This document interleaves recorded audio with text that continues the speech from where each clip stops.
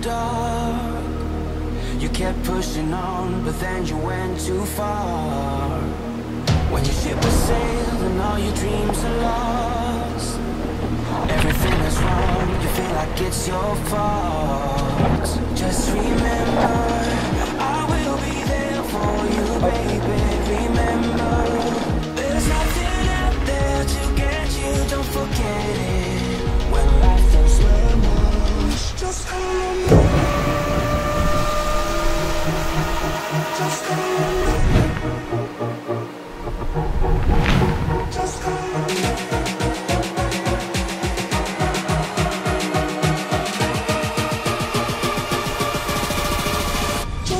Eh bien bonjour à tous mes amis et bienvenue à cette nouvelle vidéo. Je suis très heureux de vous retrouver aujourd'hui pour vous présenter ceci, le Shengmilo MX-05. Alors là je t'invite à t'asseoir tranquille, tu peux prendre des pop-corn, ça va être assez long. Donc la marque me contacte, je connaissais pas. Alors est-ce que tu veux un MX-05? Donc je regarde sur internet, qu'est-ce que c'est? Alors là une hype de malade, hein. Un joli cadre en alu, des roues de 26 pouces à gros pneus fat bike, moteur 500 watts Bafang, les toutes dernières versions, frein disque hydraulique avant-arrière, tout suspendu. 1500 balles, envoie, ça c'est bon pour présenter sur la chaîne. Donc le vélo arrive. Première déconvenue, je veux sortir le vélo du carton, les poignées en caoutchouc, hein, tournent. Bon, c'est pas trop grave, tu peux toujours les coller. Mais bon, petit dommage quand même. Il a, ah bah attends, je vais mettre la batterie en charge, comme ça je pourrai l'essayer tout de suite. Ah oui, parce que d'habitude j'y pense jamais, là j'y pense, tu vois. Donc je mets la batterie en charge, et là la petite LED sur le chargeur me dit, bah non c'est chargé. Bon bah si c'est chargé, bah, ça m'étonne, mais je la remets dans le cadre.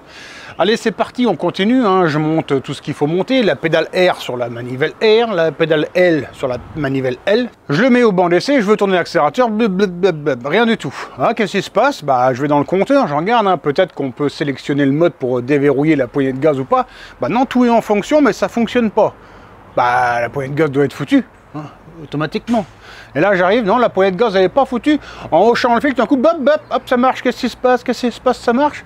Ah bah en fait c'est dedans les petits connecteurs, tu vois, c'est tout petit, hein. Et bah ils font pas contact. Ah bah c'est gênant ça. Alors petit machin en l'épine, toc, je remets, tac, là ça marche. Bon, c'est encore un petit détail, mais tu vois, ça a sa petite importance dans le tout de suite, je perçois comment le vélo. Bon, c'est pas grave. Là, je fais mon tir au banc. Bon, là, effectivement, le moteur 500 watts Bafang, c'est un missile, hein. Pour un moteur de 500 watts, ça pousse grave. Bientôt, je te mettrai les puissances en chevaux sur la chaîne parce que bah, ça nous cause plus à nous, à l'oreille, se dire une puissance en cheval plutôt qu'une puissance en watts. Parce que les watts, ça correspond à quoi? On ne sait pas trop. Une perceuse 1500 watts, qu'est-ce que ça... Bon, tu vois. Donc bah, c'est tout, mes essais sont faits, hein. Je vais sur la route, donc là je vais sur la route et bon, premier petit problème pour moi, la fourche est souple, hein. Ça bon, elle est souple, bon d'habitude j'aime bien une fourche souple, mais là en fait si tu veux, elle est trop souple donc elle claque dans les bosses. Par contre, les joints spi ou je ne sais quoi sont trop serrants, donc si tu veux la fourche elle, elle met du temps à se déplacer, mais quand elle se déplace elle va facilement en buter, voilà.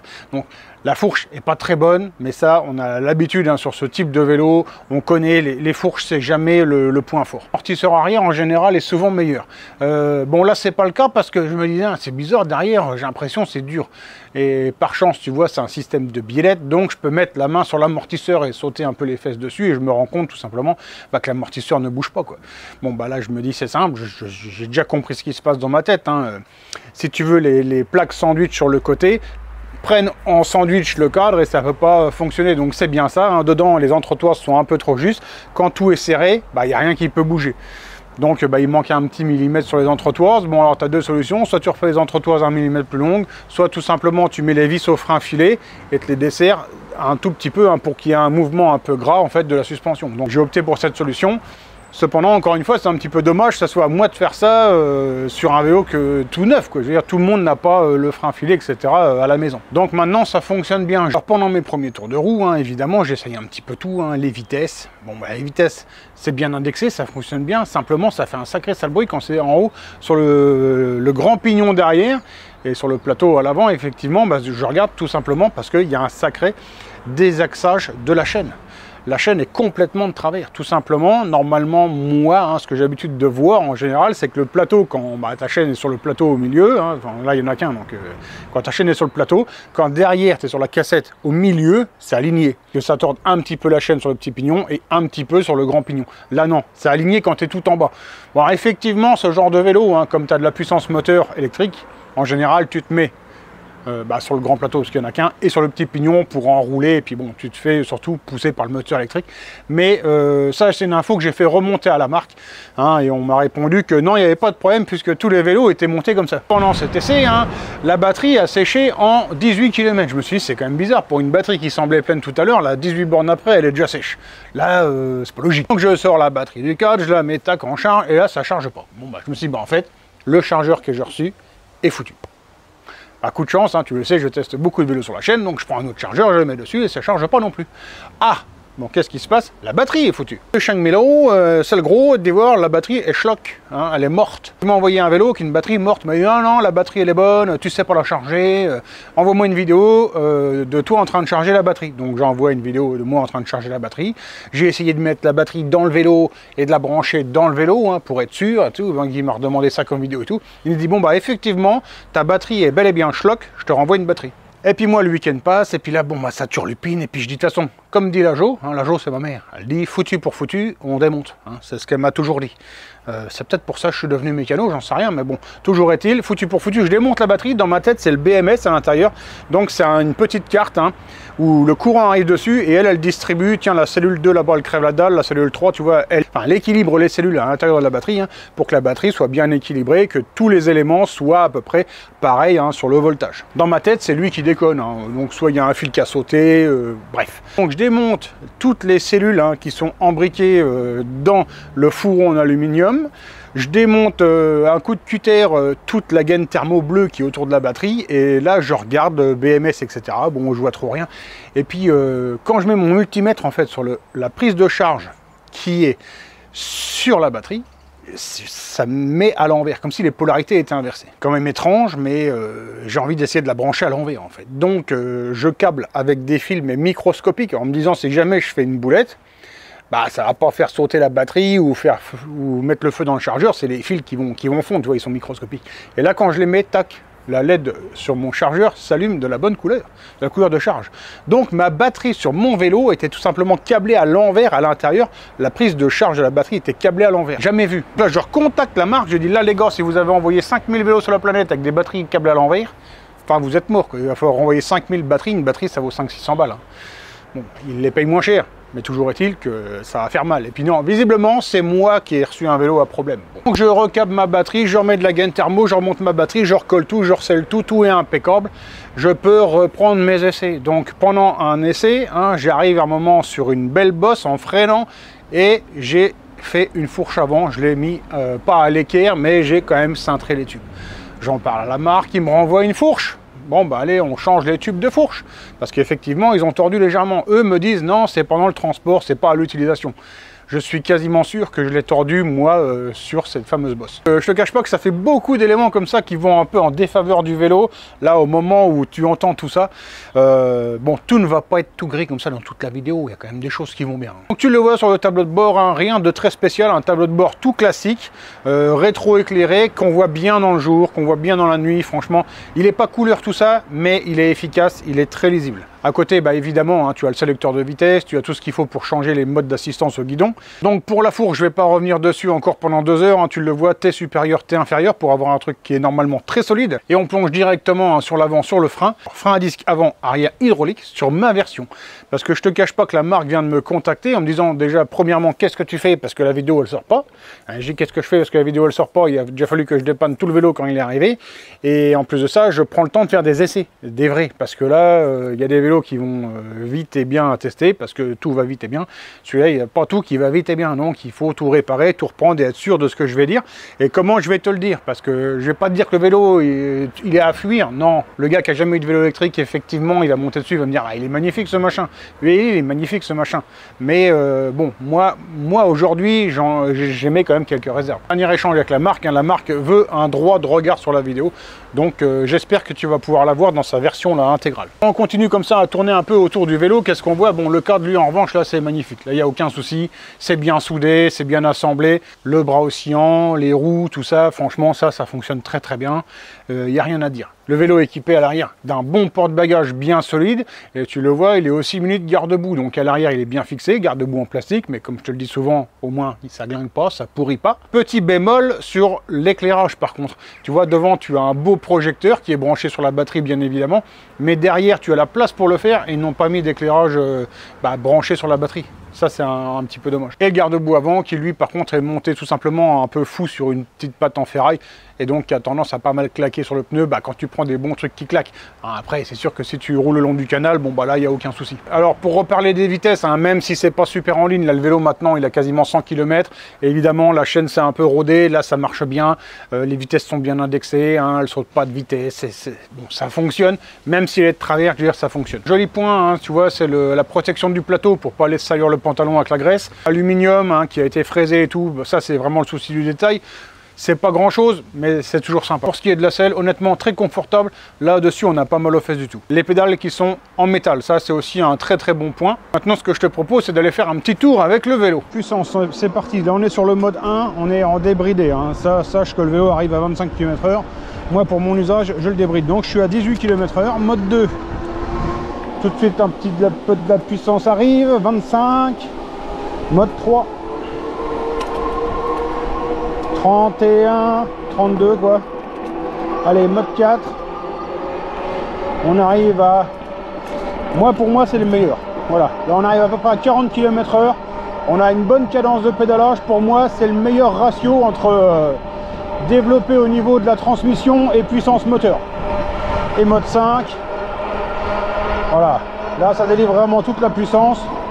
Et on va comme ça monter à peu près 45 km/h.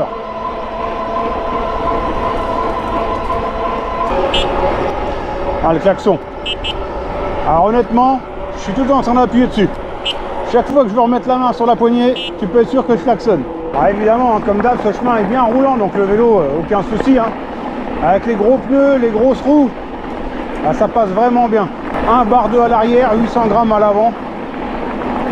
Et on pourrait encore dégonfler pour plus de confort. Alors pour moi, ce vélo-là, c'est un VTC plus qu'un VTT. Il est vraiment tout chemin. Par contre, je l'emmènerai pas là où je vais avec d'autres vélos.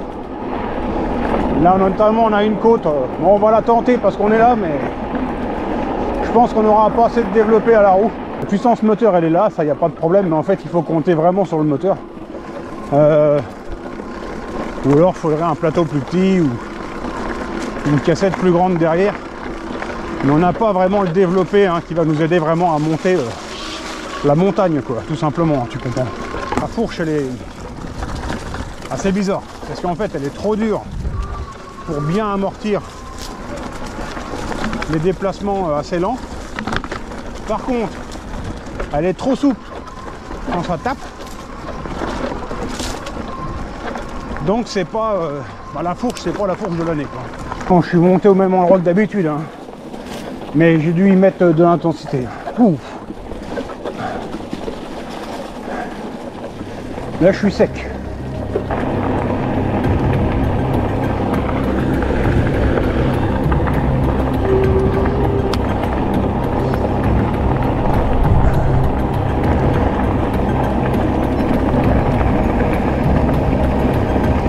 Chemin blanc, là, c'est impeccable.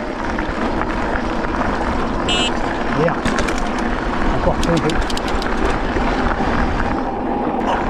Hop là là là là là là. Là ici, là, il n'y a rien à dire, il est parfait. Là, il est tout confort avec les gros pneus. On est bien installé. Nickel. Sur la réserve de batterie, à savoir quand tu vois, on a fait 27 bornes. Alors effectivement, j'ai une belle montée, mais après j'ai une belle descente. Donc c'est en consommation, il est assez affolant parce que là, il consomme énormément de batterie, quoi. Ça, c'est vraiment, je comprends pas. Disons, c'est pas le plus économe, ça c'est sûr. Plusieurs recharges de batterie, plusieurs tests pour être sûr de mon test et être quand même assez objectif.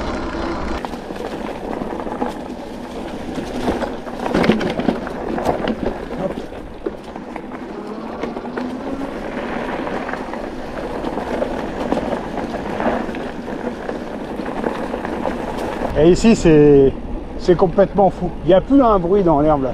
C'est un tapis volant le vélo. C'est extraordinaire. Et ce qui est fou, c'est que ce vélo, il est capable, t'as l'impression du pire comme du meilleur. Là ici, c'est le vélo le plus doux que j'ai jamais eu. Et pour d'autres choses, ah, ça va vraiment pas. Et là, tu vois, c'est un peu plus cassant pour le vélo, bah, il est tout de suite moins agréable. Il claque un peu. Puis le garde-boue avant qui claque contre le pneu. Ici, c'est ce que je prends pour tester mes freins en général. Le seul souci, c'est que je peux pas vraiment faire un retour sur les freins puisqu'ils vont changer sur les versions futures. Alors, on le voit, moi pour moi, c'est un super vélo de VTC. La promenade en famille, autour du lac, voilà, dans les petits sentiers, dans le sous-bois, voilà. Là, il est parfait pour faire ça. Hein, là, c'est un miel. Après, pour la montagne pure et dure, monter, ça va manquer de démultiplication dans les pédales. C'est vraiment ça qui va manquer. Et c'est pour ça que je ne vais pas le qualifier vraiment de VTT extrême. De même que tu ne vas pas aller faire de bike park avec ce genre de vélo. Mais ça, pour moi, ça coule de source. Alors, si on peut tirer le petit bilan de ce vélo, le tableau n'est pas tout noir comme je te le présente. Hein. Il y a quand même des points bien sympas. Il est quand même assez joli. Hein. Il est quand même dans l'ensemble bien construit, même si moi, j'ai eu des problèmes. C'est pas parce que moi, j'ai eu des problèmes que tout le monde va avoir des problèmes. Hein. Visiblement, je suis quand même un cas isolé. Et bon, c'est peut-être le vélo qui a été fait le vendredi soir. Quand même bien assis dessus. Le moteur a quand même de la pêche. Sur du chemin roulant, il est vraiment agréable à rouler. Les freins sont bons. Avec encore un bémol là-dessus, hein, c'est que moi j'ai la version avec frein à disque, que ces freins-là visiblement souffrent d'un problème au niveau des capteurs de frein. Parce que si tu veux, le capteur de frein sur ce type de vélo est toujours prioritaire sur le moteur. Ça veut dire que même si le vélo est emballé avec le moteur à fond, du moment que tu freines, ça coupe tout et ça freine. Et apparemment, ces capteurs-là seraient défaillants, donc la marque a préféré tout dégager et partir avec des freins mécaniques. J'imagine qu'ils seront moins puissants, sauf si évidemment ils sélectionnent les bonnes garnitures, parce que même du frein mécanique avec des bonnes garnitures fonctionne quand même assez bien. Pour finaliser, ce que je retiens quand même, c'est un confort général sur le vélo, mais dans mon cas, je mets des réserves parce que moi, j'ai eu quand même trop de soucis avec. Hein, visiblement, je suis le cas isolé, mais quand c'est toi le cas isolé, bah, tu as quand même un petit peu dégoûté. Comme d'habitude, si tu veux aller regarder par toi-même un petit peu hein, sur internet, etc., je te mets dans la description tout ce qu'il faut. Tu as les liens, si j'ai un code promo, je te le mets comme d'habitude. Cette petite vidéo vous a plu, hein, vous pouvez tout simplement vous abonner, ça fait grossir la chaîne, c'est toujours de plus en plus sympa. N'hésite pas à me mettre un petit commentaire, hein, ça fait aussi référencer un petit peu la vidéo, c'est toujours cool. Merci à tous de m'avoir suivi, je vous souhaite de passer une bonne fin de journée et une bonne soirée. On se retrouve très bientôt pour une prochaine vidéo. Ciao, bye!